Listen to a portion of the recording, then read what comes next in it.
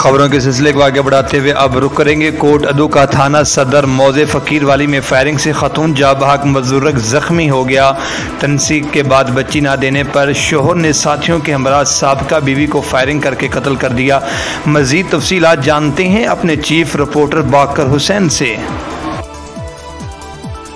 ये बिल्कुल कोटदू के इलाका मौजा फ़कीर वाली में बीवी की तनखीस के बाद तलाक हो गई थी और बेटे का तनाज़ा चल रहा था, जिसके मुलजिम गुलजार और फुलाली ने साबका बीवी के घर में घुसकर फायरिंग कर दी। फायरिंग से सुगरा मई मौके पर जांबा हो गई, जबकि खातून का चचा मोहम्मद नवाज शदीद जख्मी हो गया। डेड बॉडी और शदीद जख्मी को कोटदू अस्पताल मुंतकिल कर दिया गया।